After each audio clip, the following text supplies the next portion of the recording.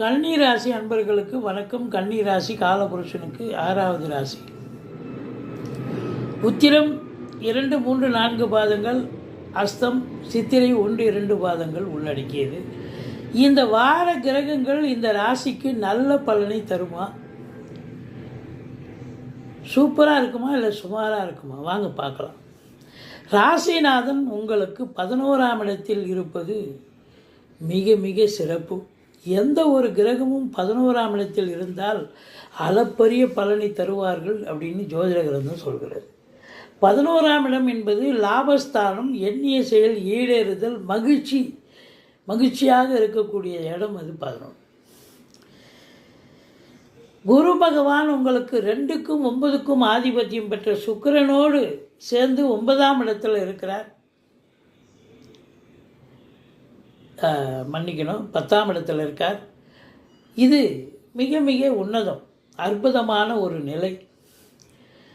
கலைத்துறையில் பணியாற்றக்கூடியவர்கள், நிதித்துறை, நீதித்துறையில் பணிபுரியும் அன்பர்கள் எல்லாருக்குமே, அரசு கருவூலம், வங்கி, இன்சூரன்ஸு, ஃபைனான்ஸு போன்றவற்றில் பணியாற்றும் அன்பர்கள், சினிமா இண்டஸ்ட்ரி, தொலைக்காட்சி இண்டஸ்ட்ரி, பத்திரிகை துறை, மீடியா துறை, எழுத்துத்துறை, ஆன்மீகம்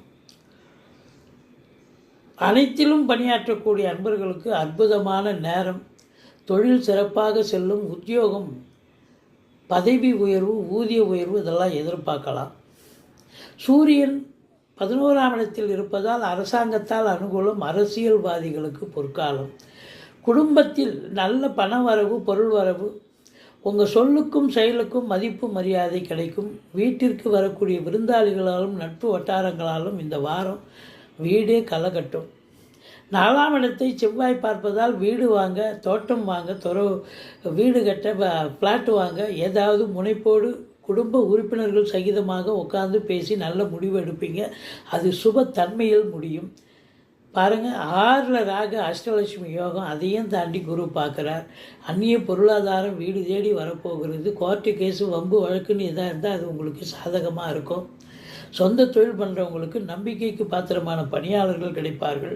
7ஆம் இடத்துல சனி இருக்குன்னு நினைப்பீங்க, அதுதான் ஏழில் இருந்தாலும் வக்ரமாக இருப்பது 6ஆம் வீட்டு பலனை தருவார். அதனால் 10ஆம் இடத்துல குரு இருக்குது, சுக்கிரனும் இருக்குது. தொழிலில் ஒரு சிலருக்கு இடமாற்றங்கள் வரும்.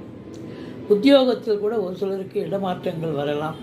அது எல்லாமே சாதகமாக இருக்கும். ஆன்மீகத்தில் நாட்டம் இருக்கும். ஆலய வழிபாடுகள் செய்வீர்கள். நன்கொடைகள் வழங்கி மகிழ்வீர்கள். தந்தையால் யோக பாக்கியங்கள் கிடைக்கக்கூடிய ஒரு அற்புதமான காலகட்டம். கல்வித்துறை, கல்வி நிறுவனங்களில் பணியாற்றுபவர்களுக்கு பொற்காலம்.